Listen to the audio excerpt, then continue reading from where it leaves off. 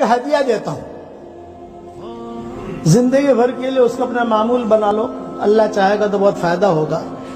اور وہ یہ کہ روزانہ 24 گھنٹے میں 100 مرتبہ سورہ اخلاص پڑھنے کی عادت ڈالو۔ آسان طریقہ یہ ہے کہ ہر فرض نماز کے بعد 20 مرتبہ پڑھ لو، تو 5 نمازوں کے بعد پڑھو گے تو 100 مرتبہ ہو جائے گا انشاءاللہ۔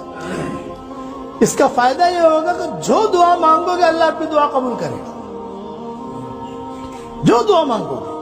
یہ میرا تجربہ ہے۔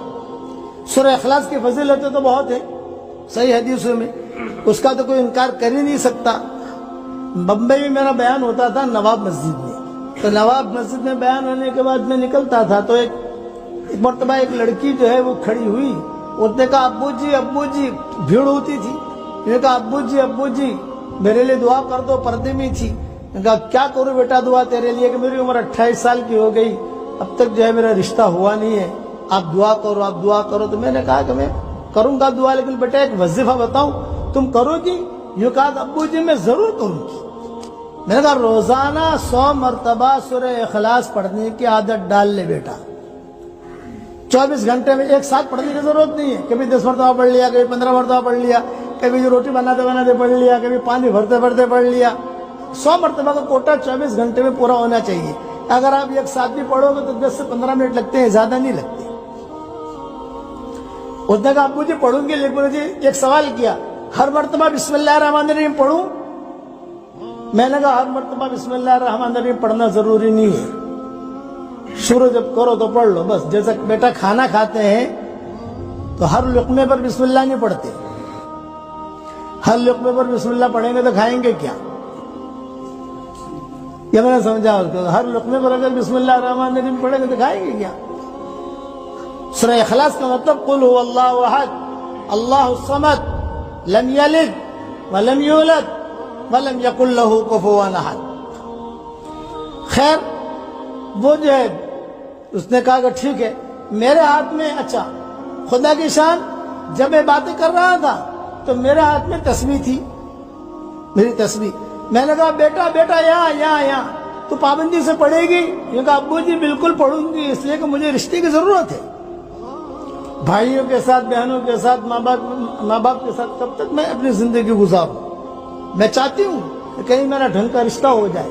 تو میں نے کہا یہ جو میں نے تجھے وظیفہ بتایا ہے یہ جاندار شاندار مالدار وظیفہ ہے،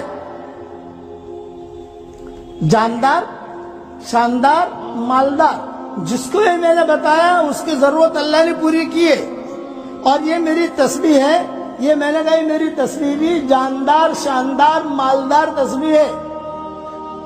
یہ میں نے اس کو کہا کہ میری تسبیح جو ہے بھی جاندار شاندار مالدار تسبیح، یہ بھی میں تجھے ہدیہ دیتا ہوں، یہ لے تو اس پر پڑھتی رہنا۔ ہاں ابو جی اس نے لیا، اپنی آنکھوں سے لگایا، چلی گئی۔ دوسرے سال میں پہنچا تو وہی لڑکی ایک لڑکا لے کر کھڑی تھی، بچہ۔ اب میں بیٹھا تو کہا ابو جی تصویر دکھا رہی تھی کہ ابو جی، میں نے کہا تو بچوں نے کہا کہ شاید گزشتہ سال والی ہے۔ ہاں بیٹا کیا ہوا؟ یہ کہا ابو جی الحمدللہ جاندار شاندار مالدار آپ کا وظیفہ اور جاندار شاندار مالدار آپ کی تسبیح، اس کی برکت سے اللہ نے مجھے شوہر بھی دیا، اللہ نے مجھے اولاد بھی دی، اور اللہ نے مجھے بہت مال دیا۔ تو میں نے کہا دیکھ بیٹا یہ اللہ نے مال دیا ہے تو اس کا اسٹاک مت کرنا، اسٹاک کرے گی تو اسٹاپ ہو جائے گا، خرچ کرتی رہنا۔ پھر اس نے کہا کہ ابو جی خوشخبری اور سنو۔ یہ کہا سنو۔ یہ کہا میرے محلے میں بمبئی میں کئی جگہ پر رشتہ دار ہیں، سہیلیاں ہیں، وہ میرے پاس آتی تھی اور کہتی تھی کہ ارے حلیمہ، اس کا نام حلیمہ تھا، ارے حلیمہ تو اتنی اسمارٹ نہیں ہے، تیری شادی کیسے ہو گئی؟ ہم تو کتنی اسمارٹ ہیں، ہماری شادیاں نہیں ہوتی۔ تو میں کہتی تھی جاندار شاندار مالدار۔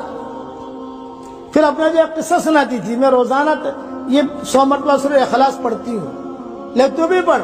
تو ابو جی کئی لڑکیوں کی شادیاں ہو گئی، یہ فضیلت ہے اس کی۔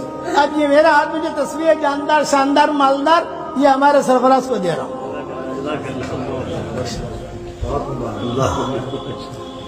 تو یہ آپ لوگوں کو میری طرف سے ہدیہ ہے، پڑھو گے انشاءاللہ۔ 24 گھنٹے میں 100 مرتبہ پڑھنا کوئی بڑی چیز نہیں ہے. اس کے بعد اللہ تعالیٰ سے جو کہو گے اللہ تعالیٰ آپ کو دے گا. اور آج یہ نیت کرو کہ اب انشاءاللہ ہمیں دین کا کام اللہ کے لیے کرنا ہے. روزانہ صرف ایک نیت کرنی ہے آپ کو 24 گھنٹے میں ایک مرتبہ.